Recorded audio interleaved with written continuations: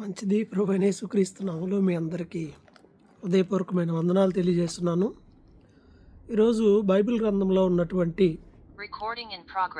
సామెతలు, బైబిల్ గ్రంథంలో ఉన్న సామెతలు అనేటువంటి పుస్తకాన్ని ఈరోజు మనందరం కూడా ధ్యానం చేయడానికి సమకూర్చబడ్డాం. ఈ సమయాన్ని బట్టి ప్రభువుని స్తుతిస్తున్నాను. మనం గతంలో చాలా పుస్తకాలను ధ్యానం చేసాం. సో ఈరోజు ఇక్కడ దాకా వచ్చాం. అయితే ఒక విషయం అయితే చెప్పి స్టార్ట్ చేయాలనుకుంటున్నాం. అదేంటి అనంటే, బైబిల్ గ్రంథంలో ఉన్న మిగతా అన్ని పుస్తకాలన్నీ చెప్పడం ఒక ఎత్తు అయితే, సామెతలు, ప్రసంగి, పరమగీతం అనే ఈ మూడు చెప్పడం మాత్రం ఇంకో ఎత్తు అనే చెప్పాలి. ప్రకటన గ్రంథం అడగండి, ప్రిపరేషన్తో ఏం సంబంధం లేకుండా ఇప్పుడే మొదలు పెట్టేసేస్తా. స్కిప్. సామెతల బదులు ప్రకటన, ఇక ఫైన్, ఓకే. బట్ సామెతల్ని పూర్తిగా చెప్పాలి అని అంటే నాకు తెలిసి ఒక అరగంటలోనో ఒక గంటలోనో మనం అవి చెప్పగలిగేటువంటి స్థాయి జ్ఞానం అనేది భూమి మీద బహుశా ఎవరికి ఉండదు. ఎందుకంటే అది రాసింది ఎవరయ్యా అని అంటే, ఇక ముందు ఇలాంటి జ్ఞాని పుట్టడు, ఇప్పుడు భూమి మీద లేడు, గతంలో కూడా ఉండి ఉండడు అని ప్రభు ఎవరి గురించి అయితే చెప్పారో ఆయన రాసినటువంటి మాటలే ఈ సామెతలు. సో వీటిని మనం ధ్యానం చేయటం అనేది సులభమైనటువంటి విషయం కాదు.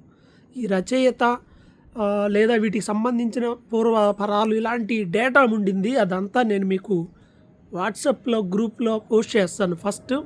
అండ్ రెండవది ఇంకోటి ఏంటి అని అంటే, ఈ సామెతల్లో ఉన్న విషయాలన్నీ ధ్యానం చేసిన తర్వాత దాంట్లోకి వెళ్ళాలని నేను అనుకుంటున్నాను. ఎందుకంటే ఈ చరిత్ర చెప్పుకుంటూ ఉపోద్ఘాతంలో వీటిలో పడిపోయి పూర్తిగా ఇవి మర్చిపోతే పూర్తిగా ఇబ్బంది అవుతుంది. రాసింది ఎవరు అంటే సొలొమోను రాశాడు. కీర్తనలు, సామెతలు, ప్రసంగి, పరమగీతం ఇవన్నీ కూడా గ్యాదర్ చేయబడినవి. అంటే ఆయన రాసిన పుస్తకాలని ఎజ్రా, నెహెమ్యా వీళ్ళు ఏం చేశారంటే చెర నుండి తిరిగి వచ్చిన తర్వాత అవన్నీ గ్యాదర్ చేసి ఇశ్రాయేలీలకు అందుబాటులో పెట్టారు. సో ఇది రాసింది ఎవరు అని అంటే మాత్రం చాలా క్లియర్గా మనకి సొలొమోను అనే విషయాన్ని మనకి క్లియర్గా బైబిల్ గ్రంథంలో రాయబడింది. Fine, okay. అసలు ఎందుకు రాశాడయ్యా అని అంటే, జ్ఞానం కలగడానికి రాశాడు. ఎవరికి? మొదటి అధ్యాయంలో. ఇక స్టార్ట్ చేసేద్దాం ఆలస్యం లేకుండా. మొదటి అధ్యాయాన్ని మనం ఒకసారి ధ్యానం చేస్తే, మొదటి వచనంలోనే దావీదు కుమారుడు, ఇశ్రాయేల్ రాజు సొలొమోను యొక్క సామెతలు ఇవి. దేనికి ఇవి అన్నీ అంటే, జ్ఞానాన్ని, ఉపదేశాన్ని అభ్యసించడానికి, వివేక సల్లాపములు గ్రహించుటకు, నీతి, న్యాయం, యథార్థతలను అనుసరించి బుద్ధి కుశలత ఇచ్చు ఉపదేశం పొందడానికి, జ్ఞానం లేని వారికి బుద్ధి కలిగించడానికి, యవనస్తులకి తెలివి, వివేచన పుట్టించడానికి తగిన సామెతలు. జ్ఞానం గలవాడు విని పాండిత్యాన్ని డెవలప్ చేసుకుంటాడు. నాకు ఇవన్నీ ఏముందిలే అనుకునేవాడిని ఎవడేం చేయలేరు. సో జ్ఞానము, తెలివి, ఉపదేశము, ఈ మూడు మాటలు మనకు కనిపిస్తాయి. తెలివి అనేది విజ్డమ్, జస్ట్ తెలుసుకోవడం అంతే. ఏది మంచి ఏది చెడు అని తెలుసుకోవడం తెలివి. జ్ఞానం అనేది నీకు బై ఎక్స్పీరియన్స్ వస్తుంది తప్ప నీకు మామూలుగా అయితే రాదు. ఇలా అని. అయితే జ్ఞానులు రాసిన మాటలు చదవడం ద్వారా కానీ, వాళ్ళ అనుభవాలు తెలుసుకోవడం ద్వారా కానీ మనం ఆ జ్ఞానాన్ని కూడా పొందుకోగలుగుతాం. అలాగే ఉపదేశం అనేది ఇతరుల నుండి మనం తీసుకునేది ఉపదేశం. సో ఆ ఉపదేశాన్ని ప్రతి ఒక్కరు కలిగి ఉండాలి. సో ఇక్కడ బేసిక్ ఏంటి అని అంటే, ఈ సామెతల గ్రంథంలో ఉన్నటువంటి ఈ 31 అధ్యాయాలు, రోజుకో అధ్యాయం చదివితే ఒక నెలలో ఇది పూర్తి అయిపోతుంది. ఒక నెలకే పూర్తి అయిపోద్ది. ఇది సంవత్సరంలో 12 సార్లు చదివే అవకాశం ఉంటుంది. ఎన్నిసార్లు చదివినా ఇంకా చదవాలి, ఇంకా తెలుసుకోవాలి అనిపించే బైబిల్ గ్రంథంలో ఇది ఒక ప్రత్యేకమైనది. యూత్ ఖచ్చితంగా చదవాల్సిందే దీన్ని. లేకపోతే నీ జీవితంలో చాలా ఇంపార్టెంట్ ఇష్యూస్ నువ్వు తెలియకుండానే నీ యవనకాలం అయిపోద్ది. అరే ముందే చదివి ఉంటే బాగుండేదే, నాకు ఇవి తెలియదు ముందే, ఇవి నాకు ముందే తెలుసుంటే బాగుండేదే అని అనిపించే విధంగా ఉంటాయి. అందుకే జ్ఞానం అంటే ఏంటి, ఈ తెలివి ఎక్కడి నుండి వస్తుంది అంటే 7వ వచనం చెప్తుంది, యెహోవా యందు భయభక్తులు కలిగి ఉండుట తెలివికి మూలం. మూర్ఖులు ఈ ఉపదేశాన్ని తిరస్కరిస్తారు కానీ జ్ఞానం గలవాడైతే పాండిత్యాన్ని అభివృద్ధి చేసుకుంటాడు. ఇంకా ఎంఏ ఇంగ్లీష్ లిటరేచర్ చేస్తే కీర్తనలే కానివ్వండి, సామెతలు, ప్రసంగి, ఈ పరమగీతం ఇవన్నీ మనకి ఎంఏ ఇంగ్లీష్ లిటరేచర్లో ఏదో ఒక భాగాన ఖచ్చితంగా కనిపిస్తాయి సంభవ్. ఇక షేక్స్పియర్ లాంటి గొప్ప వ్యక్తులు రాసినటువంటి ఆ నాటకాలు ఏవైనా ఉన్నాయి చూసారా, వాటికి సంబంధించి చాలా బైబిల్ గ్రంథంలో ఉన్న విషయాలు చాలా ఉంటాయి. ఆయన రాసిన వాటిలో కూడా చాలామంది దీంట్లో తీసుకుని వాళ్ళు జ్ఞానులయ్యారు. ఈ జ్ఞానాన్ని ఇచ్చింది బైబిల్, సామెతలు. సో ఈ గొప్ప జ్ఞాని ఏమంటాడు అని అంటే 8వ వచనంలో ముఖ్యమైన విషయాలన్నీ వచనాలన్నీ ధ్యానం చేసుకుంటా పోయి దాని లాస్ట్లో ఇంపార్టెన్స్ ఆఫ్ స్టడీ కానీ ఇలాంటివి చూద్దాం. 1వ అధ్యాయంలో 3వ వచనంలో ఉద్దేశాలు మనకు కనిపిస్తున్నాయి. 7వ వచనంలో మనకేం కనిపిస్తున్నాయి, ఈ వినాలని చెప్తున్నాడు. 8th వర్స్ 8లో ఏమంటున్నాడంటే, నీ తండ్రి ఉపదేశం ఆలకించు, నీ తల్లి చెప్పే బోధన తోసేయొద్దు, అవి నీ తలకు సొగసైన మాలికయు నీ కంఠమునకు హారములై ఉన్నవి. అమ్మాయిలందరికీ హారాలన్నీ ఇష్టం. మన తిరణాల్లో హారాలు కూడా తెగేసుకునేవాళ్ళు ఒకప్పుడు. ఇప్పుడు సంగతి నాకు తెలియదు. డూప్లికేట్ అయినా రోల్డ్ గోల్డ్ అని ఇప్పుడు అంటున్నారు, కానీ రోల్డ్ గోల్డ్ కూడా కాదు. ఏదో పిచ్చి 10 రూపాయలకి తిరణాలు అమ్మాయి హారాలు తెగేసుకుంటే ఇప్పుడు ఎవరైనా వేసుకుంటే వాటిని ఏమంటున్నారంటే ఇదంతా తిరణాల బ్యాచ్డా అంటున్నారు. ఒకప్పుడు అది ఉండేది కాదులే. సో ట్రెండ్ మరలా బ్యాక్కి వెళ్తుంది అనుకోండి ఎప్పటికైనా. సో ఈ వాక్యాలు అలాంటివి అని అంటే సొగసైన మాలకియు, అలాగే కంఠహారాలు, ఇవన్నీ ఆభరణాలు అండ్ మనిషికి ఒక ప్రత్యేకమైన గుర్తింపునిచ్చేవి. ఇవి నీకు అలాంటివి. ఏమి? మీ తల్లి చెప్పే మాటలు, మీ తండ్రి చెప్పే మాటలు. ఒక వయసు వచ్చాక కుర్రోళ్ళకి లేదా అబ్బాయిలకి అయినా అమ్మాయిలకి ఎవరికైనా సరే ఎవరైనా మంచి మాటలు చెప్తూ ఉంటే నిజంగా ఎలా ఉంటుంది, మా అమ్మ నా మైండ్ తినేస్తుందండి, మా నాన్న అసలు అబ్బాయి ఎదురు పడితే బుర్ర తినేస్తాడండి, ఊరికన్నీ చెప్తూ ఉంటాడండి వీళ్ళకి అని నువ్వు ఫీల్ అవుతూ ఉంటావు. కానీ వాళ్ళు ఎందుకు అంతగా చెప్తారు అంటే అది అనుభవం, అది వివేచన, అది జ్ఞానం, అది తెలివి. నువ్వు తెలుసుకోవాలని చెప్తారు. మనకేమో బుర్రకెక్కవు ఈ ఏజ్లో. ఇప్పుడు బుర్రకెక్కకపోతే తర్వాత నువ్వు బుర్ర బద్దలు కొట్టుకున్నా నీ జీవితాన్ని ఎవడు బాగు చేయలేడు. వినండి, ఫస్ట్ వినండి. ఆ ఏజ్లో వినబుద్ధి అవ్వదు, కానీ నువ్వు వినడం ముఖ్యము. వాటిని తోసివేయొద్దు. సెకండ్ వన్ 10వ వచనంలో, నా కుమారుడా పాపులు నిన్ను ప్రేరేపింపగా ఒప్పకము. ఈ వచనాలన్నీ అవే. ఎవరైనా నిన్ను పాపమునకు ప్రేరేపించినప్పుడు, అది ఏ పాపమైనా, చిన్నదా పెద్దదా, కుమారుడే కాదు అమ్మ కుమార్తె కూడా, అందరికీ. ఇక్కడ ఎక్కువ సార్లు కొన్నిసార్లు ఏమో మేల్గా, కొన్నిసార్లు ఫీమేల్గా కొన్ని మాటలు ఉపయోగించబడ్డాయి. బట్ వాటిని మనం రెండింటిని తీసుకోవాలి. ఆ స్థానంలో నిన్ను నువ్వు కూడా పెట్టుకోవాలి. అబ్బాయిలు అమ్మాయిలు అందరూ పెట్టుకోవాలి అక్కడ. సో పాపంలో పాలివాళ్ళు అవుదాం రండి అని అంటే నువ్వు ఒప్పుకోవద్దు అనే మాట గురించి స్పష్టంగా తెలియదు. వాళ్ళ దారిలో కూడా నువ్వు వెళ్ళొద్దు, వాళ్ళ సహవాసం వద్దు అని చెప్పేసి క్లియర్గా చెప్తాడు. అలాగే జ్ఞానం గురించి మాట్లాడుతూ ఉంటాడు. జ్ఞానం ప్రకటిస్తుంది కానీ ఎవడు పట్టించుకోవట్లేదంట. నేను ఇదిగో జ్ఞానాన్ని, నేను ఎక్కడ ఉన్నాను, నా జ్ఞానాన్ని మీరు తీసుకోండి అని జ్ఞానం ప్రకటిస్తుంది. కానీ 22వ వచనం నుండి ఆ మాటలు ఉంటాయి. ఎవరు పట్టించుకోవటం లేదని జ్ఞానం యొక్క బాధ లేదా జ్ఞానం యొక్క ఘోష మనకి ఇక్కడ కూడా స్టార్టింగ్లో కూడా కనిపిస్తుంది. అందుకే అంటాడు, మీరు ఎంతకాలం బుద్ధిహీనులుగా ఉంటారు, జ్ఞానం లేని వాళ్ళుగా ఉంటారు, జ్ఞానం కలిగి ఉండండి అని చెప్తే అప్పుడు జ్ఞానం పిలిచినప్పుడు ఎవరు లక్ష్య పెట్టలేదంట. ఒక తర్వాత వచ్చిన తర్వాత వాళ్ళకి అపాయం వచ్చినప్పుడు అప్పుడు పిలిస్తే ప్రయోజనం ఏముండదు. అప్పుడు నేను నవ్వుతాను, నేను పిలిచినప్పుడు మీరు వినలేదుగా, మీరు పిలిచినప్పుడు ఇక్కడ నేనేం చేస్తాను అని ఉంటుంది. ఇక్కడ శ్రద్ధగా వెతికినా కానీ పని కాదు అని చెప్పేసి ఈ అధ్యాయంలో మనకు క్లియర్గా కనిపిస్తుంది. అండ్ 2వ అధ్యాయంలోకి వెళ్దాం. నేను చెప్పే జస్ట్ మనం విండో మాత్రమే చూస్తాం. విండో తలుపు అలా తీసి చూస్తున్నాం కానీ లోపలికి వెళ్ళలేం, టైం సరిపోదు. బేస్ విషయాలు మాత్రం నేను మీకు స్పష్టంగా చెప్తున్నాను. అందుకే 2వ అధ్యాయం అంతా మనం ఏంటి అని అంటే, ఇది జ్ఞానం యొక్క ప్రకటనని మనుషులు పట్టించుకోలేదని చెప్పాం కదా. ఈ జ్ఞానం కోసం మనం ఎలా ప్రయాసపడాలో ఈ అధ్యాయంలో ఉంది. ఎలా ప్రయాసపడాలి? నువ్వు మొరపెట్టాలి, తెలివి కోసం, వివేచన కోసం నువ్వు మనవి చేయాలి. ఎవరికి మనవి చేస్తాం? యాకోబు 1:5లో ఉంటుందిగా, జ్ఞానం ఎవరికన్నా కొద్దుగా ఉండని అడగండి అని. అలా నువ్వు ప్రభువుని అడిగితే దేవుడు ఇస్తాడు. నెంబర్ 1, నేను బుద్ధిహీనుండండి, నా చదువులో వెనకే, జ్ఞానం ఉండట్లా, నా గుర్తు ఉండట్లా, ఇవన్నీ కంప్లైంట్స్ చెప్పొద్దు. నువ్వు దేవుని దగ్గరికి వెళ్ళి దేవుడిని అడుగు, ప్రభువా నేను బుద్ధిహీనుండి, నా జ్ఞానం లేదు, నా జ్ఞానం ఏమని దేవుడు ఇచ్చేస్తాడు. ఇక అంతే. నేను ఇప్పటికీ ధైర్యంగా చెప్తాను. 3 PhDలు అయిపోయినాయి. క్లియర్గా చెప్తా ఉన్నాను. నేను 10th క్లాస్ ఫెయిల్ అయ్యాను, నేను అజ్ఞానిని. దేవుని యొద్దకు నేను వెళ్ళినప్పుడు దేవుడు నాకు జ్ఞానం ఇచ్చాడు. అంతే, నథింగ్. ఇంకేం చెప్పకూడదు, అంతమించి ఇంకేం చెప్పలేను సమయాన్ని బట్టి. ఎలా వెతకాలి? 4వ వచనం 2వ అధ్యాయంలో, వెండిని వెతికినట్లు వెతకాలి, దాచబడిన ధనాన్ని వెతికినట్లు వెతకాలి. సెర్చ్ చేయమంటున్నాడు. వెండి ఎక్కడ ఉంది? కింద దొరుకుతుంది. నువ్వు తవ్వాలి, దాచబడిన ధనం తవ్వాలి, తవ్వి తీసుకోవాలి. Digging the knowledge. రీసెర్చ్ చెయ్యి, చదువు. ఫోన్ ఎదురు పెట్టుకొని కూర్చుంటే నాలెడ్జ్ రాదు. బుక్ రీడింగ్ నీకు నాలెడ్జ్ని ఇస్తుంది. బైబిల్ రీడింగ్ చేయి, ఇతర పుస్తకాలు చదువు, భక్తుల చరిత్రలు చదువు, ప్రపంచ చరిత్రను చదువు. ఊరకు కూర్చొని వేరే వేరే పిచ్చి పిచ్చి మాటలన్నీ మాట్లాడుకుంటే ఇక చదువుకో, నువ్వు తవ్వి తీసుకోవాలి జ్ఞానము. ఇది బైబిల్ చెప్తున్నటువంటి మాట. వెండి కోసం వెతికినట్టు వెతకాలి, దాచబడిన ధనాన్ని వెతికినట్లు వెతకాలి. యెహోవా యందు భయభక్తులు కలిగి ఉండడం అంటే ఏంటో నీకు అప్పుడు తెలుస్తుంది అనే మాట ఆయన ఇక్కడ తెలియజేస్తున్నాడు. అండ్ ఆ తర్వాత యెహోవాయే ఆ జ్ఞానం ఇస్తాడని 6వ వచనంలో కూడా ఇచ్చాడు. ఎక్కడి నుండి వస్తుంది? దేవుడే ఇస్తాడు. ఆయన తన ప్రవర్తన, భక్తుల ప్రవర్తనని కాపాడుతాడని 8వ వచనంలో కూడా మనకి క్లియర్గా తెలియజేస్తున్నాడు. ఈ అధ్యాయంలో మనకి ఏం కనిపిస్తుంది అంటే మేజర్గా నీవు దేవుణ్ణి జ్ఞానం కోసం అడగాలి, ఆయన నీకు ఇస్తాడు. అంతే, బేస్ ఇది ముఖ్యమైనది. దెన్ తరువాత 3వ అధ్యాయంలోకి వచ్చేసినట్లయితే ఒక బలమైన సూచన ఒకటి చేస్తాడు. అదేంటంటే నీ స్వబుద్ధిని ఆధారం చేసుకో. 5వ వచనంలో నీవు నీ స్వబుద్ధిని ఆధారం చేసుకొనక ఏం చేయమంటున్నాడు?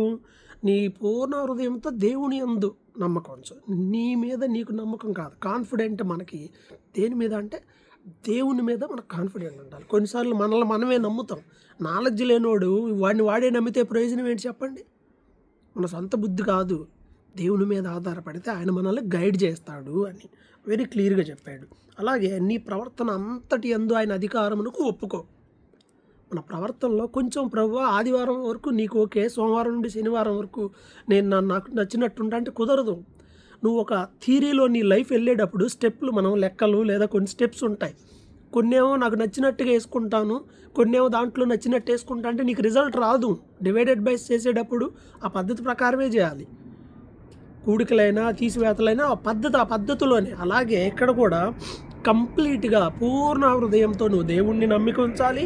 నీ ప్రవర్తన అంతటి మీద 100% నీ ప్రవర్తన అంతటి మీద ఆయనకి అధికారాన్ని నువ్వు ఇవ్వాలి. అధికారాన్ని నువ్వు ఇస్తే అప్పుడు నీ త్రోవను ఆయన సరళం చేస్తాడు. You will clear your way. నీ మార్గాన్ని ఆయన సరళం చేస్తాడు. నీకు ఆరోగ్యం ఉంటుంది, నీకు ఆస్తి ఉంటుంది, నీ కొట్లలో ధాన్యం సమృద్ధిగా ఉంటుంది, అంతా బాగుంటుంది అని చెప్పి అంటున్నాడు. అండ్ 12వ వచనంలో ఇంకో మాట అంటాడు, తండ్రి గద్దిస్తాడు ఎవరిని? తను ప్రేమించిన పిల్లలు. అలాగే దేవుడు కూడా గద్దిస్తాడు అని 12లో అంటాడు. అయితే 14లో అంటాడు కదా, వెండి కన్నా అపరంజి అంటే గోల్డ్, అపరంజి అంటే బంగారం. వెండి కన్నా బంగారం సంపాదించిన దానికన్నా జ్ఞానం సంపాదించుకోవడం మేలు, పగడాల కంటే ప్రియమైనది. ఈ లోకంలో ఉన్న ఏ వస్తువుకి అది సాటి కాదు జ్ఞానం. అది ఉంటే ఇంక ఇవన్నీ ఉంది, అన్నీ ఉండి జ్ఞానం లేకపోతే సుఖమే ఉంది చెప్పండి, అవునా కాదా? అందుకే జ్ఞానంతో దేనిని కూడా మనం పోల్చలేము. ఆ మార్గాలు మంచివి, క్షేమకరమైనవి. జీవవృక్షంలోనికి అది దాన్ని అవలంబించే వరకు అది జీవవృక్షము అని 18వ వచనంలో అంటాడు. ఈ జ్ఞానము వలన 19లో యెహోవా భూమిని స్థాపించను. మరి భూమి ఎలా క్రియేట్ చేయాలో దేవుడికి ఒక థాట్ ఉండాలి కదా. ఆ జ్ఞానం ఆయనకు ఉంది కాబట్టి నిజంగా గ్లోబ్ వైజ్ వండర్ఫుల్ స్కై, ఈ ఎర్త్, ఈ గెలాక్సీ, పాలపొంత, ఈ గ్రహాలు, ఈ టైం మారటం ఏంటో, ఈ వెదర్ ఏంటో, అసలు ఒక్కో చోట ఒక్కో రకం ఉండడం ఏంటో. ఇప్పుడు మీరు చీకట్లో ఉన్నారు, మాకు ఇంకా లైట్ వేసుకునే పని రాలే, ఇంకా మధ్యాహ్నం 2:30 అయింది. ఏంది ఇది అసలు? ఆలోచించేయండి.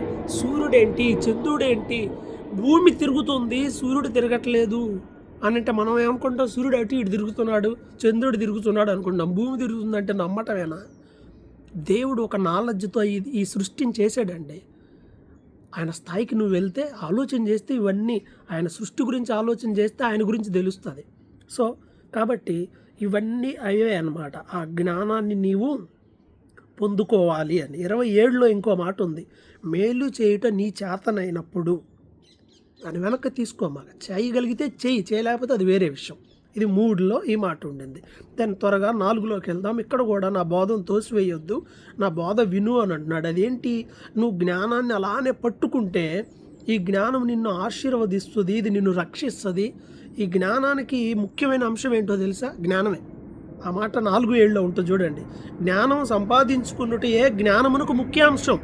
నువ్వు తవ్వడమే, నువ్వు తువ్వే కొద్దిగా వస్తా ఉంటే తీసుకోవటం, నీ ధననిధిలో ఈ జ్ఞానాన్ని అంతా వేసుకోవాలి. 4:7 నీ సంపాదన అంతయు ఇచ్చి బుద్ధి సంపాదించుకో అని అన్నాడు. మొత్తం ఇవ్వాలంట.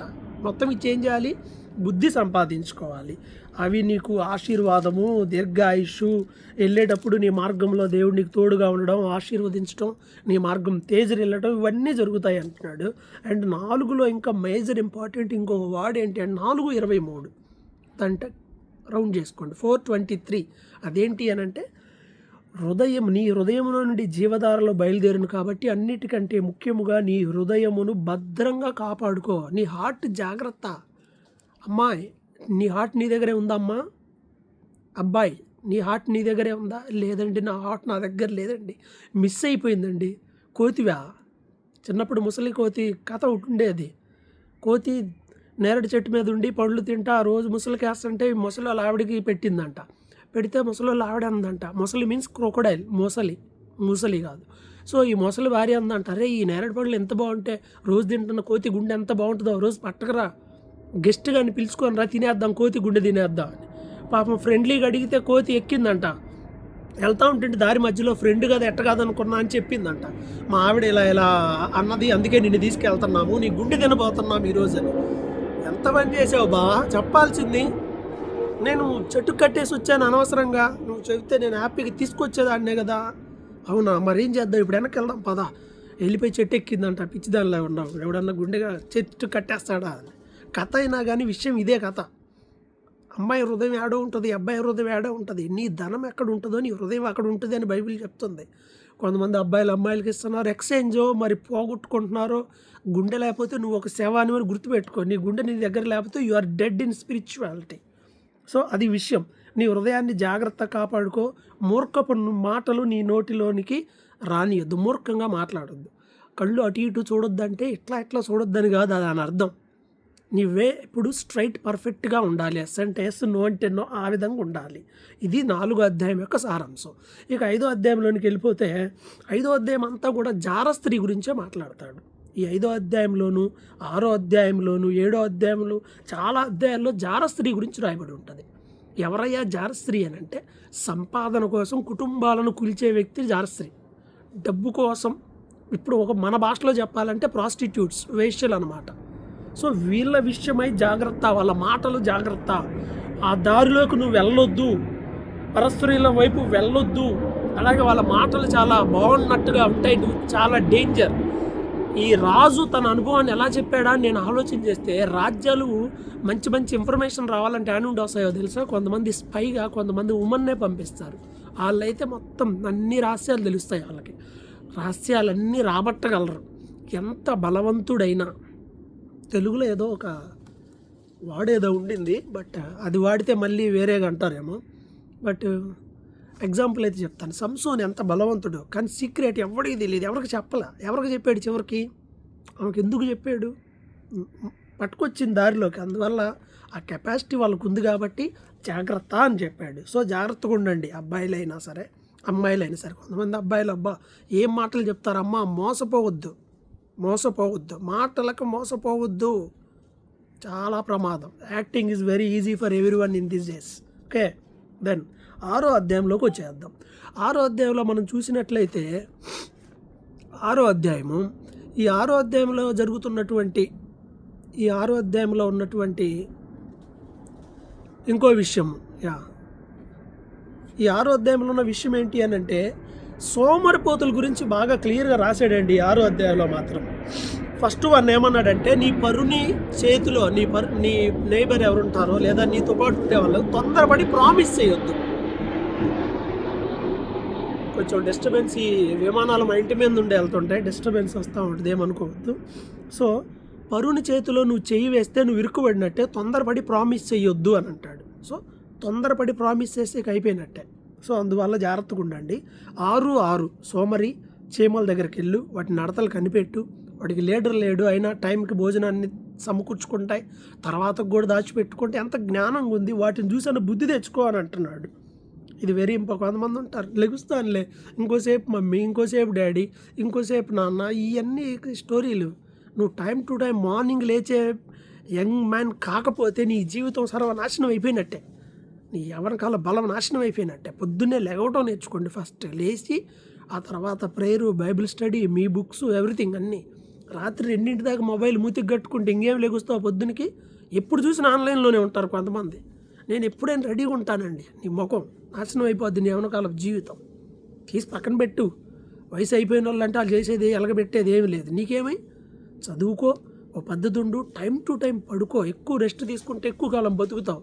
ఇట్ట కాదని ఇలానే పెట్టుకుంటే నీ కళ్ళు పోతే ఇప్పటికే సోడా బుడ్లు వచ్చి ఉంటాయి కొంతమందికి. తిండి సరిగ్గా తినకనో, ఈ ఫోన్లు చూసో, టీవీలుగా తుక్కనో, కంప్యూటర్ల ముందు కూర్చోనో, అంటే అవి చూడటం తప్పని కాదు నా ఉద్దేశం. వేస్ట్ ఆఫ్ టైం ఎక్కువ చేసుకోవద్దు. రీల్స్ వచ్చిన అన్లిమిటెడ్ వస్తూనే ఉంటాయి అటు బంద. అలా ఏందో నాకు అర్థం కాదు. ఇంక నువ్వు ఓపిక ఉన్నంత వరకు ఏళ్ళు నొప్పి పుట్టాలి, ఏలు ముద్రలు కూడా అరిగిపోతాయి అని. సో కేర్ఫుల్, సోమర్తనం వద్దు. తర్వాత లెగుస్తానులే అని అనుకోవద్దు. టైం టు టైం పడుకోవాలి, టైం టు టైము లెగవాలి, లేకపోతే నష్టం జరుగుతుందని 6వ అధ్యాయంలో ఉంటుంది. 6:16లో ఇంకో విషయం ఉంటుందండి. 6:16లో యెహోవాకు అసహ్యమైన 6 విషయాలు ఉన్నాయి, హేయమైన 7 విషయాలు ఉన్నాయి. అహంకార దృష్టి, అహంకారం కలిగి ఉండేటువంటి దృష్టి. అలాగే కళ్ళలాడే నాలుక, తెలుసుగా, కళ్ళ అంటే అబద్ధాలు చెప్పే నాలుక, నిరపరాధులను చంపే చేతులు, చెడు ఆలోచనలు కలిగిన హృదయము, కీడు చేయడానికి పరిగెత్తే పాదాలు, లేని వాటిని పలికే అబద్ధ సాక్షి, అన్నదమ్ముల్లో జగడాలు పుట్టించేవాళ్ళు. ఇవన్నీ దేవునికి చాలా హేయమైనవి. అందుకే అంటాడు, మీ తల్లి మీ తండ్రి చెప్పే మాటలు జాగ్రత్తగా నీ మనసులో పెట్టుకో, ఈ జ్ఞానం కలిగి ఉండు. ఈ జ్ఞానపు మాటలు నిన్ను పాపం చేసే మనుషుల దగ్గరకు పోకుండా నిన్ను కాపాడతాయి. 25లో అంటాడు, దాని చక్కదనమునందు నీ హృదయములో ఆశపడకము, అది తన కనురెప్పలను చికిలించి నిన్ను లోబరుచుకొననీయకము. వేశ్యల గురించి మాట్లాడుతున్నాడు. వేశ్యలు కనురెప్ప మాట్లాడరంట, కళ్ళతోనే కనురెప్పలు. కొంతమంది కనురెప్పల లాంగ్వేజ్ డిఫరెంట్గా ఉంటుంది. ఒక్కటే లేసిద్ది, ఒకటే కదులుతుంటుంది. మరి ఆ డాన్స్ ఎలా చేస్తారో మనకు తెలియదు. అది ఆర్ట్ అయి ఉండొచ్చు, ప్రమాదకరమైనవి కూడా, రెండూ ఉంటాయి. కొంతమందికి బై న్యాచురల్గా వస్తుంది, దానికి మనం ఏం చేయలేం. సో ఏదేమైనా ఇదంతా వేస్ట్ గురించి చాలా జాగ్రత్తగా ఉండాలి. దీని జోలు అసలు పోవద్దు. యూత్ ఎస్పెషల్గా ఆల్రెడీ చెప్పేశాను. మరలా వస్తుంది, ఎన్నిసార్లు చెప్పినా సరే. నాశనం అయిపోద్ది లైఫ్. ఈ టైంలో ట్రాప్లో పడ్డారంటే ఇంక చేసేది ఏమి లేదు, పైకి రాలేరు. ఓకే, ఇది. అలాగే ఇతరుల యొక్క భార్యలను ఆశించే వారికి వచ్చేటువంటి నష్టం గురించి కూడా ఇక్కడ రాయబడి ఉంది. మీరు ఎక్కువ మంది యంగ్స్టర్స్ ఉన్నారు కాబట్టి నేను స్కిప్ చేసి కొంచెం ముందుకు వెళ్తున్నాను. ఆల్రెడీ దీని గురించి కొంత చెప్పాను కాబట్టి. దాన్ని 7వ అధ్యాయంలోకి వెళ్తే, 7వ అధ్యాయంలో కూడా ఏమన్నాడంటే, జ్ఞానాన్ని నీ మనసులో పెట్టుకోయ్యా, ఈ జ్ఞానం నిన్ను కాపాడుతుంది అని కొన్ని సజెషన్స్ ఇచ్చారు. అదేంటి 4, 7, 4 అదేంటి అని అంటే, జ్ఞానంతో నువ్వు నాకు అక్కవి, నా చెల్లికి అత్తవని చెప్పు. మాట్లాడేటప్పుడు బ్రదర్, సిస్టర్ ఇవి వాడండి. అవి మిమ్మల్ని సేవ్ చేస్తాయి. ఓకే, బ్రదర్స్ అండ్ సిస్టర్స్ అని మాట్లాడితే ఆ రోజు ఆయన పెద్ద గొప్పవాడు అన్నారని బైబిల్ ఎప్పుడూ చెప్పింది. వివేకానందుడు చెప్పడం కాదు, బైబిల్ ఎప్పుడూ చెప్పింది అవన్నీ చెప్పమని. Okay, right. ఇవన్నీ ఈ అధ్యాయం అంతా కూడా అదే. ఈ జారస్త్రీ ఎలా ఉంటుంది, తను ఎలా ఒక వేశ్య ఎలా సంపాదిస్తుంది, ఎలా మనుషుల్ని నాశనంలోనికి నడిపిస్తుందో ఈ అధ్యాయం అంతా క్లియర్గా ఉంది. సో ఇవన్నీ చాలా జాగ్రత్తగా ఉండాల్సిన విషయాలు. ఇక 8లో జ్ఞానపు ఘోష కనిపిస్తుంది. జ్ఞానపు ఘోష అంటే ఏంటి? జ్ఞానం ఉంటుంది, బాబు మీరు జ్ఞానం లేకుండా ఎంతకాలం ఉంటారు, రండి జ్ఞానం వల్ల మీకు వచ్చే బెనిఫిట్స్ మీరు పొందుకోండి. ఈ జ్ఞానం ముత్యముల కంటే శ్రేష్టమైంది, ఈ జ్ఞానం కలిగి ఉంటే మీ లైఫ్ బాగుంటుంది అని జ్ఞానం పిలవటం, జ్ఞానం యొక్క ఘోష ఉంటుంది. చాలామంది 8, 9 అధ్యాయాలని యేసుతో పోలుస్తారు. ఈ జ్ఞానం యేసే దేవుడు పిలుస్తున్నాడు అని కూడా పోలుస్తూ ఉంటారు. సో ఈ జ్ఞానము ముత్యముల కన్నా శ్రేష్టమైనది అని ఉంది 8వ అధ్యాయం 11వ వచనంలో. డబ్బు కన్నా నాలెడ్జే గొప్పది. అందుకే నాలెడ్జ్ ఈజ్ డివైన్ అన్నారు. Money is not a divine, knowledge is divine. So knowledge ఉండాలి. జాగ్రత్తగా వెతికితే కనుక్కుంటారంటాడు 17. నన్ను జాగ్రత్తగా వెతికితే మీరు కనుక్కుంటారు. ఐశ్వర్యం, ఘనత, స్థిరమైన కలిమి అంటే ఏంటంటే స్థిరంగా ఉంటుంది, వస్తే నీకు అది ఏదో అలా వచ్చేలా పోయేది కాదు. స్థిరమైన కలిమి, నీతి ఉంది. బంగారం కన్నా, అపరంజి కన్నా, ప్రశస్తమైన వెండి కన్నా నా వల్ల వచ్చే బెనిఫిట్స్ మీకు ఎక్కువ ఉంటాయి. నన్ను ప్రేమిస్తే మీరు ఆస్తికర్తలు అవుతారు. ఇవన్నీ మాటలుండి ఒకప్పుడు నేను ఉన్నాను, దేవుడు నన్ను క్రియేట్ చేశాడు అనే మాటలు ఇక్కడ మనకి 8లో కనిపిస్తాయి. ఇక 9లోకి వస్తే జ్ఞానం కూడా ఒక నివాసంగా, అంటే కంపేర్ చేసి చెప్తున్నాడు. జ్ఞానం ఒక నివాసం కట్టుకుంది, దానికి కొన్ని పిల్లర్స్ ఉన్నాయి, 7 స్తంభాలు ఉన్నాయి. సో అందరు రెడీ చేసి రండి నన్ను తీసుకెళ్ళండి, నేను జ్ఞానాన్ని మీరు నన్ను పొందుకోనండి అని అంటే మనుషులు రావట్లేదు అని, అంతే కదా. అందుకే దేవునితో ఇక్కడ పోల్చబడింది. ప్రభువు కూడా పిలుస్తున్నాడు, మనుషులు తీసుకున్న వాళ్ళు బాగుపడుతున్నారు, లేని వాళ్ళ జీవితాలు అలా ఉంటున్నాయనే మాట మనకు క్లియర్గా అందుకే పోల్చబడింది. 9వ అధ్యాయం 10వ వచనంలో యెహోవా యందు భయభక్తులు కలిగి ఉండుటయే జ్ఞానమునకు మూలము. జ్ఞానం ఏంటయ్యా ఇంతకంటే దేవుని యందు భయము భక్తి, అదే జ్ఞానం. అది ఉంటే నువ్వు హ్యాపీగా ఉంటావు అనే మాట ఇక్కడ కనిపిస్తుంది. ఇక 10వ అధ్యాయంలో జ్ఞానము గల కుమారుడు బుద్ధి లేని కుమారుడు. జ్ఞానము గల కుమారుడు తన ఇంట్లో తన తండ్రి లేదా తల్లిని సంతోషపెడతాడు. బుద్ధి లేనోడు ఇంట్లో అన్ని గొడవలు లేదా అన్ని ఇష్యూసే తీసుకొచ్చి పెడతారు. ఎంతమంది ఈరోజు పిల్లల తల్లిదండ్రులకు తలనొప్పిగా ఉంటున్నారో ఆలోచన చేసుకోండి. ఎన్ని సమస్యలు తీసుకొస్తున్నారో ఆలోచన చేసుకోండి తల్లిదండ్రులకి పిల్లలు. అందుకే జ్ఞానం కలిగి ఉండండి, శ్రద్ధగా పనిచేయండి అంటున్నాడు 24లో. శ్రద్ధగా పనిచేయండి. 27లో చురుకుగా ఉండండి, సోమరిలాగా ఉండొద్దు. కొంతమంది ఏమనొస్తులే ఎంత ఏమంటారంటే లేజీ ఫెలోస్ అంటారు. తమిళ్లో వీళ్ళని సోంబేరులు అంటారు. సోంబేరి అంటే ఏదో బూతు తిట్టు కాదు, సోమరిపోతు, లేజీ. అలా ఉండొద్దు. చురుకుగా ఉండడం గొప్ప భాగ్యం. Be active. ఎవ్రీ స్త్రీలు చురుకైన వాళ్ళు, చురుగ్గా ఉండడం గొప్ప భాగ్యం. ఇది 12వ అధ్యాయంలో ఉంది. 12:27లో ఈ మాట ఉంది. 13లో తండ్రి శిక్షించిన కుమారుడు జ్ఞానం గలవాడవుతాడు. తల్లిదండ్రులు మిమ్మల్ని మాట అన్నా శిక్షించిన ఏమైనా చేస్తే అది మీకు మేలు. దానికి మీరు కొనుక్కొని బాధపడుకోవద్దు. 13:3 వెరీ ఇంపార్టెంట్. కొంతమంది నోరు ఆగదు, ఊరక మాట్లాడుతూనే ఉంటారు. 13:3 తన నోరు కాచుకొనివాడు తన్ను కాపాడుకొనును, ఊరకొనక మాట్లాడువాడు తనకు నాశనము తెచ్చుకొనును. నా గాంగ తెలుసు అన్నట్టుగా తెగ మాట్లాడుతూ ఉంటారు. తగ్గించు. అవసరమైన దగ్గర మాట్లాడు, అవసరం లేని దగ్గర మౌనంగా ఉండు. మూర్ఖుడైనా మౌనంగా ఉంటే జ్ఞాని అని పిలువబడతాడు. నాకు తెలుసు కదా అని ఇష్టం అసలు అన్నీ అడగకపోయినా మాట్లాడతారు కొంతమంది. Keep quiet, then you will be a wise man. అది ఓకే. దెన్ సోమరపోతుల గురించి కూడా మళ్ళీ ఇక్కడ మాట్లాడతాడు. ఇక్కడ నీతిమంతులు భక్తిహీనులు అనేటువంటి విషయం ఎక్కువగా ఈ అధ్యాయాల్లో మనకి చాలా క్లియర్గా కనిపిస్తూ ఉంటుంది 13లో. అండ్ తర్వాత 13, 11లో మోసం చేసి సంపాదించినటువంటి దాని గురించి కూడా మాట్లాడుతున్నాడు. 13, 11లో మోసం చేసి సంపాదించిన ధనం అనేది క్షీణించిపోతే కష్టపడే సంపాదించుకోవాలి అనే ఓ మంచి మాట మనకి ఇక్కడ కనిపిస్తుంది. 12 కోరిక సఫలం కాకపోతే హృదయంలో ఎంత బాధ ఉంటుంది. అదే అనుకున్నదైతే జీవవృక్షం అంట, అలా ఉంటుంది ఫీలింగ్స్. ఇవన్నీ ఏంటంటే విషయాన్ని తెలియజేస్తున్నారు, ఎక్స్పీరియన్స్ని. అండ్ తర్వాత 20వ వచనం స్నేహం. జ్ఞానుల సహవాసం చేస్తే జ్ఞానం వస్తుంది, మూర్ఖులతో చేస్తే అది 6 నెలలు చేస్తే వీడు వాడవుతాడు వాడు వీడవుతారంటారే, ఇదంతా దీని నుండి వచ్చినవే. అండ్ 24లో 23 మంచివాడు తన పిల్లల్ని ఆస్తికర్తలుగా చేస్తాడు, పాపాత్ముల ఆస్తి నీతిమంతులకు వెళ్ళిపోద్ది, బేదలు సేద్యపరిచే కొత్త భూమి విస్తారంగా పండిద్ది.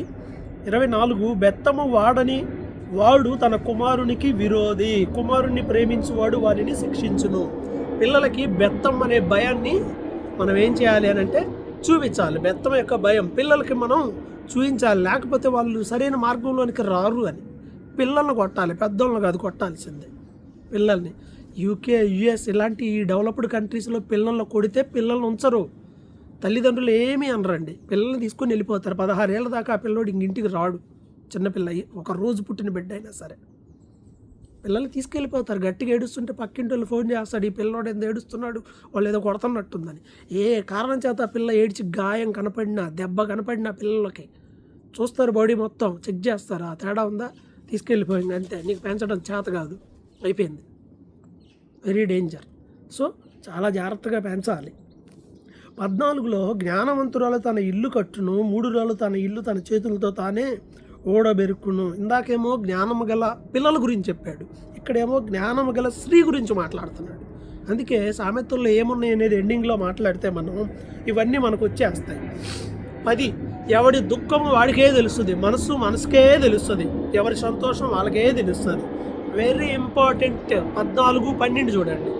14, 12 ఒకని ఎదుట సరైనదిగా కనపడు మార్గం కలదు, అయితే తుదకు అది మరణమునకు దారితీను.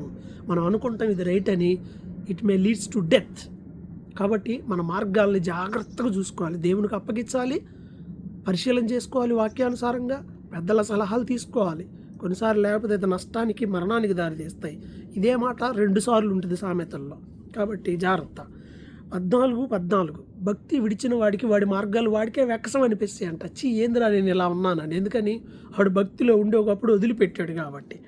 సో ఇలాంటి విషయాలన్నీ మనకి ఇక్కడ కనిపిస్తూ ఉంటాయి. అందుకే మరణము జీవము, ఈ 2 విషయాలు మన చేతిలోనే ఉంటాయి కాబట్టి మనం జాగ్రత్తగా ముందుకెళ్ళాలి అనేది ఈ 14వ అధ్యాయంలో క్లియర్గా కనిపిస్తుంది.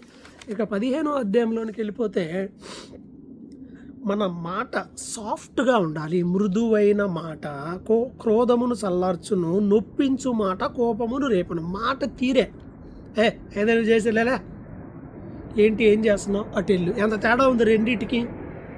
నేనైతే హార్డ్ పర్సన్ని, నేర్చుకున్నా మృదుత్వం నుండి క్రోధం నుండి మృదువులోకి రావడం నేర్చుకుంటున్నా. ఇంకా చాలా ఉందేమో నాలో, నేను యాక్సెప్ట్ చేస్తాను. బైబిల్ అదే చెప్తుంది, నీ మాట తీరు మార్చుకో. గట్టిగా జంతువుల్లాగా అరవమాకండి, సాఫ్ట్గా. ఎక్కడ మాట్లాడేటప్పుడు అందరు నన్ను అంటారు, బ్రహ్మ ఎందుకు అంత గట్టిగా మాట్లాడుతావు, తగ్గించు అంటారు. నా గొంతు సన్నమండి అని నేనంటే కుదరదేడా, తగ్గించు, అంత అరవమాక, మామూలుగా మాట్లాడు. మామూలుగా మాట్లాడుతున్నా కానీ కొంచెం గట్టిగా మాట్లాడితే ఏంది గొడవాడుతున్నావా అన్నట్టుగా ఉంటుంది. మన మాట మృదువుగా ఉండాలి. ఇంకొంతమంది మృదువైన మాటలు పొడుస్తాయి, అలా వద్దు, మంచి మాట్లాడండి అని దీని అర్థం. ఓకే, నీతిమంతుడు భక్తిహీనుడు అనే ఒక పోలికలు ఉన్నాయి ఈ అధ్యాయంలో. అలాంటివి మనకి కొంత కనిపిస్తాయి. సోమరిపోతుల గురించి మరలా కూడా మాట్లాడతాడు ఈ అధ్యాయంలో.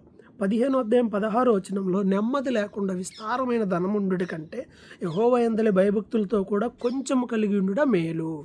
అది మనం ఏమనుకుంటాం, దేవుడు నన్ను ప్రేమించి నాకు ఏమైనా కావాలని కోరుకో అంటే, దేవుడు కావాలని కోరుకో అంటే ఏం కోరుకుంటాం, అన్నీ డబ్బులు కావాలి మాకు అవన్నీ. ఈ డబ్బులు ఎన్నున్నా నీకు నెమ్మది లేనప్పుడు సుఖం ఏముంది చెప్పు. మనకు డబ్బులు అవసరమే, కానీ కేవలం ఇవే ఉంటే సరిపోదు. పీస్ ఆఫ్ మైండ్ ఇంపార్టెంట్ అనేది ఇక్కడ టీచింగ్ అనమాట. అండ్ 24లో కూడా మంచి మాట ఉంది, బుద్ధిమంతుడు కిందనున్న పాతాళాన్ని తప్పించుకోవడానికి ప్రయత్నం చేస్తాడు అనే మాట ఈ 15లో ఉంది. ఇక 16లోకి వెళ్ళిపోదాం త్వరగా. 16:1-3లో మంచిగా హృదయాలోచనలు మన ఇష్టం. కొంతమంది అంటారు దేవుడు రిమోట్గా మనల్ని ఇది ఆలోచించమాక ఇది చేయమాక అని చెప్పొచ్చుగా అంటారు. నో, 1లో ఏముంది, 16:1 హృదయాలోచనలో మనుషుని వశం. నీ చేతికే ఇచ్చాడు రిమోట్, దేవుడి చేతిలో లేదు. నీకు నచ్చింది ఆలోచించు, నీకు నచ్చింది చేసుకో, నువ్వు నచ్చినట్టు ఉండని దేవుడు మనకు ఆప్షన్ ఇచ్చాడు. దాన్ని బట్టి జడ్జిమెంట్ ఇస్తాడు. ఇది ఆన్సర్. 3, నీ పనుల భారం యెహోవా మీద ఉంచు, ఆయన వాటిని సఫలపరుస్తాడనే మాట మనకి ఇక్కడ కనిపిస్తుంది. అండ్ తర్వాత 7వ వచనంలో, ఒకని ప్రవర్తన యెహోవాకు ప్రీతికరమైనప్పుడు వాళ్ళ శత్రువులు కూడా ఆయన వారిని మిత్రులుగా మారుస్తాడు అనే మంచి మాట ఇక్కడ మనకు కనిపిస్తుంది.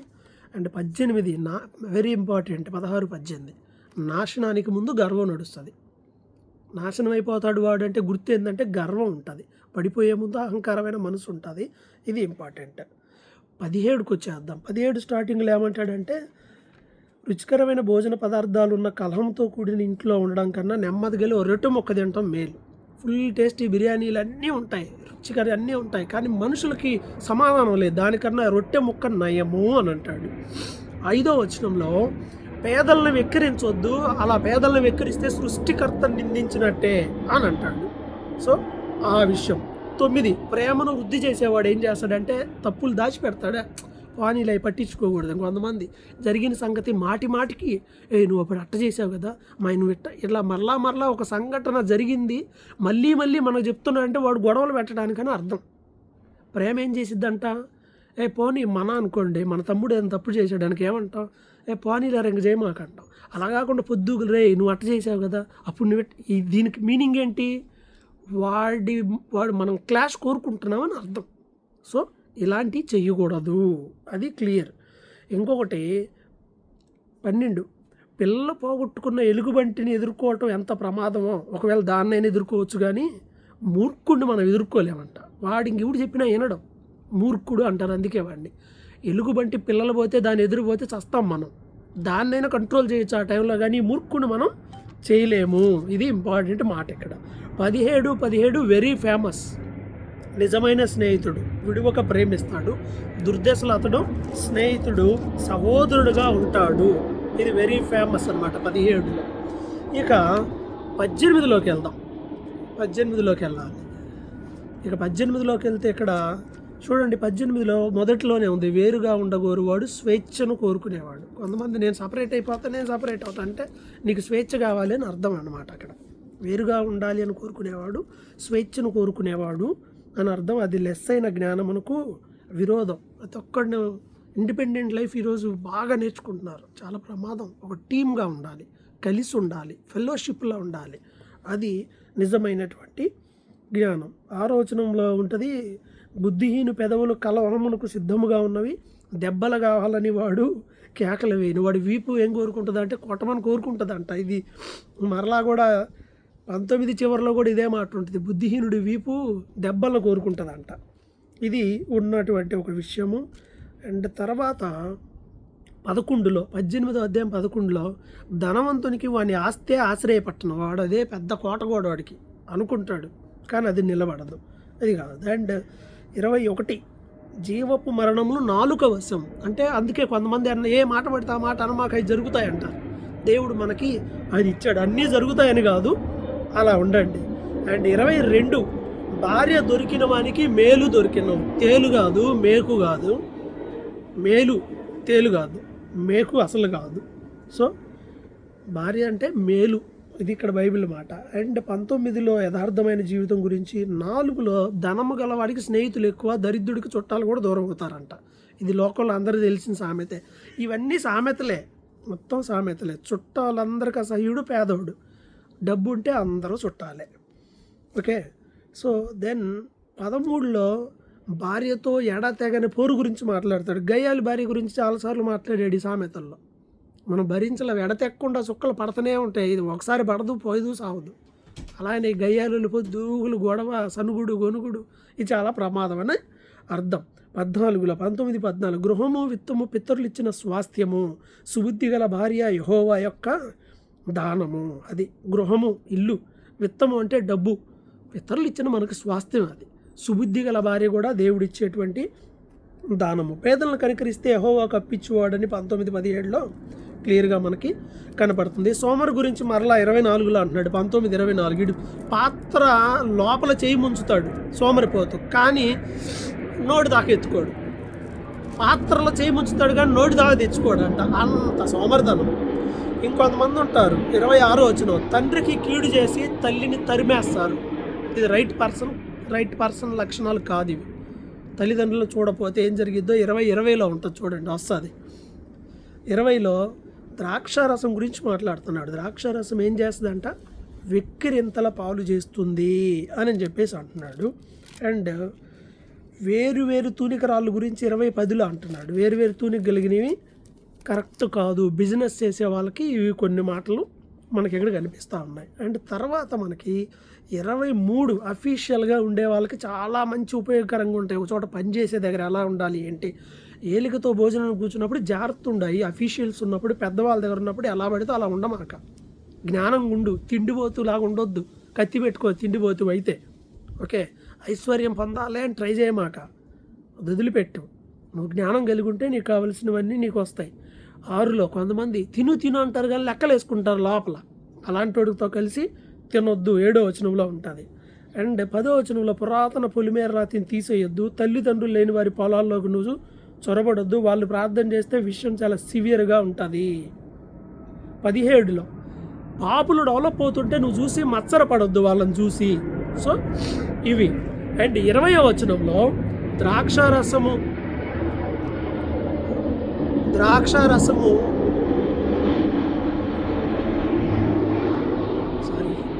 ద్రాక్షారసం తాగే వాళ్ళతోనైనా కానీ మాంసం బాగా ఎక్కువ తినే వాళ్ళతో స్నేహం చేయొద్దు అన్నాడు. అంటే మాంసం తినే వాళ్ళతో అని కాదు, ఎచ్చుగా అంటే ఓవర్గా ఈ వ్యసన పరులు ఉంటారు, వీళ్ళతో చాలా ప్రమాదం.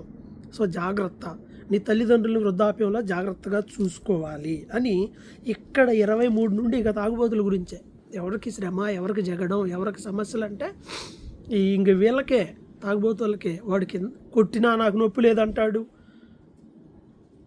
మీరై చదవాల్సిందే. ద్రాక్షరసంతో పొద్దుబుచ్చే వారికి శ్రమలు ఆకర్షణీయంగా ఉంటుంది, దానివైపు చూడొద్దు. కట్ల పాములా కాటేస్తుంది, వెర్రి మాటలు బలుగుతావు, నడి సముద్రంలో పడుకున్నట్టు ఉంటుంది, తేలాడుతూ ఉంటావు, కొట్టినా దెబ్బలు లేదంటావు, ఎప్పుడు లెగుస్తావో తెలియదు.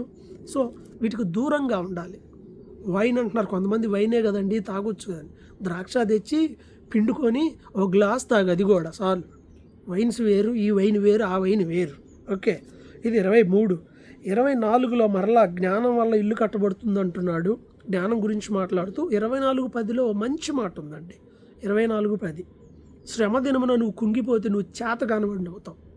చావుకు ఎవరైతే పట్టబడ్డారో వాళ్ళు నువ్వు రక్షించాలి అనేటువంటి మాటలు మాట్లాడుతున్నాడు. అండ్ 16లో నీతిమంతుడు 7 సార్లు పడినా తిరిగి లెగుస్తాడు అనే మాట కూడా ఈ అధ్యాయంలో మనకి కనిపిస్తూ ఉంటుంది. సోమరిపోతు గురించి 30వ వచనంలో మరలా చెప్తాడు, వీడికి దరిద్రతే వచ్చిద్ది అని అంటాడు 24. 25లో ఇవి కూడా సామెతలో సొలొమోను హిజ్కియా సేవకులు వీటిని గ్యాదర్ చేశారట. సొలొమోను తర్వాత కదా హిజ్కియా రాజు, ఆ డేటా కూడా మీకు పెడతాను. సో వాళ్ళు ఏం చేశారు అనంటే కొన్ని విషయాలని వీళ్ళు కూడా తీసుకొచ్చి పెట్టారు. ఎగ్జాంపుల్ ఏంటి, 7వ వచనంలో నువ్వు ఒక చోటకి వెళ్తావు, నువ్వు ఒక చోటకి వెళ్ళినప్పుడు వాళ్ళే నువ్వు ఇక్కడ కాదు ఇక్కడ కూర్చో అంటారు కాబట్టి నువ్వు ముందే వెనక కూర్చో, ముందుకు పిలిస్తే నేను గౌరవం కదా. అది ఈ అధ్యాయంలోనే మనకి కనిపిస్తూ ఉంటుంది. ఈ అధ్యాయంలోనే తేనె ఎక్కువ తాగొద్దు, ఎక్కసం అయిద్ది అనేది ఇక్కడే ఇదే అధ్యాయంలో 16వ వచనంలో మనకి కనిపిస్తుంది. దుఃఖ చిత్తుడికి పాటలు వినిపించొద్దు అంటది 20వ వచనంలో. బాధలో ఉన్నోడి దగ్గరికి వెళ్ళి పాటలు పాడొద్దు అని. సో ఆకలి కలిగిన వాళ్ళకి భోజనం పెట్టండి. గయాల గురించి 24లో మరలా అంటున్నాడు. సో ఇవన్నీ కూడా జ్ఞానం కలిగినవి హిజ్కియా సేవకులు ఎత్తి రాశాడు. 25వ అధ్యాయం 28వ వచనం వెరీ ఇంపార్టెంట్. 25, 28 ప్రాకారం లేక పాడైన పురం ఎంతో తన మనస్సును అణుచుకొనలేనివాడు కూడా అంతే. కాంపౌండ్ వాళ్ళు లేదు, పెద్ద కోట గోడ లేదు, రాజ్యం ఎంత అన్సేఫ్ అది. అలాగనే నీ మనస్సుకి ఏముండాలి అంటే అణుచుకోవడం నేర్చుకోవాలి. అందరికీ అన్నీ ఉంటాయి, అణుచుకున్న వాళ్ళే గొప్పవాళ్ళు. ఇది 25లో. ఇక 26వ అధ్యాయంలోనికి మనం వెళ్తే 26లోనే ఏమంటున్నాడు అని అంటే హేతువు లేని శాపం తగలదు. 2వ వచనం మధ్య భాగంలో అందరు శపిస్తే జరుగుద్ది అంటే హేతువు లేకుండా ఎవరు శపించినా జరగదు. అది ఇంపార్టెంట్. తర్వాత సోమరిపోతుల గురించి 13లో ఉంటుంది. మరలా సోమరిపోతి దారిలో సింహం ఉంది నేను పోనంటాడు అంటే వీళ్ళు చెయ్యరు, లేజీ ఇలా ఉంటారు అనే విషయము ఇక్కడ మనకు కనిపిస్తుంది. ఇది 27లో. ఇప్పుడు 27కి వద్దాం కొంచెం త్వరగా. 27లో రేపటి గురించి నువ్వు అతిశయపడద్దు, ఏ రోజు ఏం జరిగిద్దో తెలియదు అంటున్నాడు.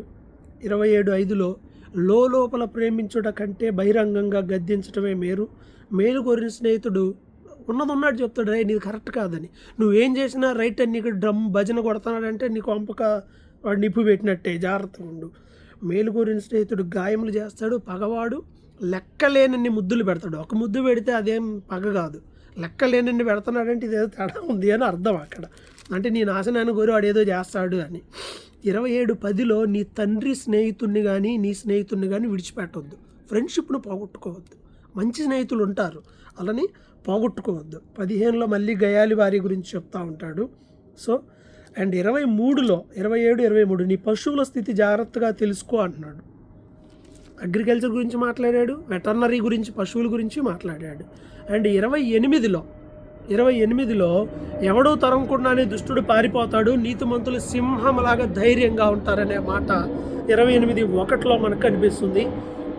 వంచి వడ్డీ చేత దుర్లాభం చేత ఆస్తి పెంచుకోవడం ఇది రైట్ కాదు అంటున్నాడు మధ్య భాగంలో. 28:13లో అతిక్రమములు దాచిపెట్టేవాడు వర్ధిల్లడు, వాటిని ఒప్పుకోవాలి, వాటిని విడిచిపెడితే వాడు ఆశీర్వదించబడతాడు అనే మాట మనకు కనిపిస్తుంది. 24వ వచనంలో ఇదే 28వ అధ్యాయంలో తల్లిదండ్రుల సొమ్ము దోచుకొని ఇది రైటే అని అంటారు కొంతమంది. తల్లిదండ్రులు సొమ్ము తీసుకుంటారు, వాళ్ళు చూడరు, చాలా నాశనం జరుగుతుంది వాళ్ళకి అని ఈ అధ్యాయం చెప్తూ ఉండింది. ఇక 29కి వెళ్ళిపోతే ఎన్నిసార్లు గద్దించినా లోబడకపోతే హఠాత్తుగా చనిపోతాడు అనే మాట. అండ్ జ్ఞానం గురించి మరలా అనేకమైన మాటలు, జ్ఞానం, కోపం ఇలాంటివన్నీ ఉంటాయి. చాలా సమయం అయింది. 30వ అధ్యాయంలోకి వెళ్ళిపోతే ఇక్కడ అగూరు అనేటువంటి వ్యక్తి పలికిన మాటలు. కొంతమంది అగూరు, లెమూయేలు అది సొలొమోను అనుకున్న నిక్ నేమ్స్ అంటారు, కొంతమంది కాదు ఇది అరేబియన్ కంట్రీస్లో వాళ్ళవి అంటారు. రకరకాల వ్యాఖ్యానాలు ఉన్నాయి. బైబిల్ ఎక్కడ క్లియర్గా చెప్పలేదు, అక్కడ మనకు అనవసరం. అగూరు ఎవరైతే మనకెందుకు, ఆయన చెప్పిన మంచి మాటలు ధ్యానం చేద్దాం. అది సొలొమోను అయినా నాకు ఓకే, అది ఎవరైనా మనకెందుకు, దేవుడు మంచి మాటలు మనకు పెట్టాడు కాబట్టి అనవసరమైనవి మనం వదిలేసి బైబిల్లో ఉన్న విషయాలను నేర్చుకోవాలి. ఇది అనేక సందర్భాలకి ఇది పనికి వస్తుంది. ఏమంటున్నాడు ఇక్కడ, మంచి ప్రార్థన ఉంది 8వ వచనంలో 7-8లో. అయ్యా వ్యర్థమైన అబద్ధాలు నాకు దూరంగా పెట్టు, నాకు పేదరికం వద్దు, పేదరికం ఎక్కువైతే నేను దొంగతనాలు చేస్తా, ఎక్కువ డబ్బులు కూడా నాకు వద్దు, దేవుడు ఏడ ఉన్నాడు అని అంట. వండర్ఫుల్ ప్రేయర్ అక్కడ ఉంది. ఇది మనకి ఈ అధ్యాయంలో కనిపిస్తుంది. అండ్ 15వ వచనంలో చూస్తే జలగ పిల్లల్లాగా ఉండొద్దు. జలకి 2 కూతుర్లు ఉన్నారంట. ఏం పేర్లు? వాళ్ళ పేర్లు ఇమ్ము, ఇమ్ము అనేవే వాళ్ళ పేర్లు. తృప్తి పడవు. చాలు చాలు అని కొన్ని అనవంట. అవేంటి? పాతాళం. ఎంతమంది వచ్చినా ఓకే కమ్ వెల్కమ్. కనని గర్భం. పిల్లలు లేని వాళ్ళు అనుకుంటారు దేవుడు నాకు పిల్లలు ఇస్తే ఎంతమందినైనా కంటానంటారు. ఇద్దరు కన్నుల దగ్గరికి వెళ్ళి అడిగితే అది వేరేగా ఉంటుంది. నీరు చాలును అనని భూమి. భూమి మీద ఎన్ని నీళ్ళైనా పోయండి మొత్తం కింద అయ్యేగా తీసుకుంటూనే ఉంటుంది. భూమి కింద -5,000 డిగ్రీలు 5,000 డిగ్రీలు పైనే వేడి ఉందంట భూమి కింద. భూమి మీద ఎంత ఉంది హైయెస్ట్ టెంపరేచర్ ఈ భూమి మీద ఎంత ఉంటుంది నాకు ఐడియా లేదు. ఎవరన్నా తెలిస్తే చెప్పండి, తర్వాత కామెంట్ చేయండి. లోయెస్ట్ -50, 60, 70. ఇప్పుడు నేను -6లో ఉన్నట్టున్నాను. చెయ్యి ఇక ఏళ్ళు కూడా పని చేయడం వల్ల పేసి తిప్పడానికి కూడా రావట్లేదు. దీనికే చాలా డిఫరెంట్గా ఉంటుంది -6K. సో ఏది ఏమైనా ఇవి చాలు అనమాట. సో అవి విషయం నా బుద్ధికి మించినవి ఉన్నాయి, నాకు అర్థం కాలేదు అంటున్నాడు కొన్ని. అవేంటి? అంతరిక్షంలో పక్షిరాజు ఎటిల్లి దేవుడన్నా గెస్ చేయగలడా? తెలీదు. బండ మీద ఎప్పుడన్నా పాముని చూసారా? రాతి మీద పాము ఉండదు. నడి సముద్రంలో ఓడ ఎలా నడుస్తుందో ఎవడికి తెలియదు. కన్యకతో పురుషుని జాడ. ఈ అమ్మాయిలు అబ్బాయిలతో ఎలా ఉంటారో తెలియదు. ఇవి ఆయన చెప్పిన మాటలు. అండ్ భూమిని వణికించేవి ఉన్నాయి, భూమి మొయ్యలేనివి ఉన్నాయి. అదేంటంటే ఒక దాసుడిని తీసుకొచ్చి రాజుగా చేస్తే భూమి భరించలేదు. కడుపు నిండా అన్నం ఉన్న మూర్ఖుడు వాడిని కూడా భూమి భరించలేదు. కంటకురాలైన పెళ్ళి అయిన స్త్రీ, ఇల్లీగల్గా మూవ్ అయ్యేటువంటి ఉమను, అలాగే యజమానురాలకి ఆమె పనిచేసే ఆ అమ్మాయి యజమానికి ఓనర్ అయిందనుకో భయంకరంగా ఉంటుంది. ఇక చిన్నవే కానీ చాలా జ్ఞానం ఉన్నాయి. చీమలు, కుందేళ్ళు, చిన్న కుందేళ్ళు, మిడతలు, బల్లి చూడండి ఇవన్నీ ఉంటాయి అని అనేక విషయాలు చెప్పాడు. ఈ అధ్యాయంలో ఈ గ్రంథంలో లేనిది ఏంటి చెప్పండి? వాటి దాకా కూడా వద్దాం. తర్వాత 31లో మనం చూస్తే లెమూయేలు అనేటువంటి రాజు మాట్లాడిన మాటలు, నీ బలాన్ని స్త్రీలకు ఇవ్వద్దు, మద్యపానం వైపు వెళ్ళొద్దు అని చెప్తూ ఇక్కడ గుణవతి అయిన భార్య గురించి 31వ అధ్యాయం 10వ వచనంలో చెప్తాడు. గుణవతి అయిన భార్య లక్షణాలు అందరికీ తెలుసు కానీ అబ్బాయిలందరికీ ఓ ప్రశ్న చివరిలో, గుణవతి అయిన భార్య కావాలా, గుండ్రాళ్ళంత డబ్బులు తెచ్చే అమ్మాయి కావాలా? ఇన్ని చెప్తారు కానీ కట్నమే తీసుకుంటారు. గాడిదలు అని TV9 వేస్తారు. ఎన్ని గాడిదలు ఉన్నాయో, ఎన్ని గాడిదలు వింటున్నాయో, ఎన్ని గాడిదలు భవిష్యత్తులో వింటాయో నాకైతే తెలియదు.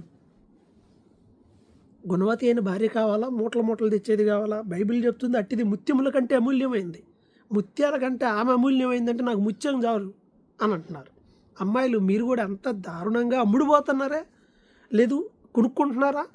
అవసరం ఏమి లేదు, అలాంటి బ్రతుకేం అవసరంలా. నిలబడండి, దేవుని కోసం నిలబడండి. ఇంకా ఈ వరకట్న దురాచారాన్ని కూడా జయించకపోతే నీ భక్తే కాదు అసలు. ఓకే, ఈ స్త్రీ లక్షణాలు ఉన్నాయి. చక్కగా ఇంట్లో పని చేయడం, భర్తకి హెల్ప్ చేయడం, పిల్లలకి సెట్ చేయడం, ఆమె పని చేయడం, ఆమె బిజినెస్ కూడా చేస్తుంది. ఇవన్నీ ఉన్నాయి. ఆమె ఇవన్నీ చేస్తుంది, పేదవాళ్ళకి హెల్ప్ చేస్తుంది, బిజినెస్ చేస్తుంది. వండర్ఫుల్. యెహోవా యందు భయభక్తులు గల స్త్రీ కొనియాడబడుతుంది. అందం, మోసకరం, సౌందర్యం వ్యర్థము. అందరూ సెంటర్లో ఆమెను కొనియాడతారు. వండర్ఫుల్ వర్డ్స్ అనేవి వీళ్ళ గురించి ఇక్కడ రాయబడ్డాయి. కాబట్టి ప్రియులారా, ఈ సామెతల గ్రంథంలో మనం చూసినట్లయితే మనకి ఎన్ని కనపడ్డాయి కదా, అన్నా కదా, ఎన్ని కనపడ్డాయి. అబ్బా, ఈ సామెతల్లో లేనిది ఏంటో మీరు చెప్పండి. పోనీ ఈ సామెతల్లో అండి ఇది లేదండి అని అనటానికి ఏమైనా ఉందా? ఇది లేదు అనటానికి ఉందా? ఏం లేదు చెప్పండి. చెట్ల గురించి ఉండిందా? జంతువుల గురించి ఉండిందా?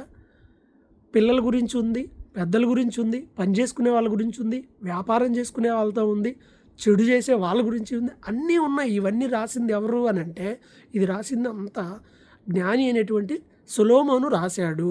ఈయన ఎన్ని రాశాడో తెలుసా? సొలొమోన్ లైఫ్ టైంలో 1వ రాజులు 4:32లో ఉంటుంది.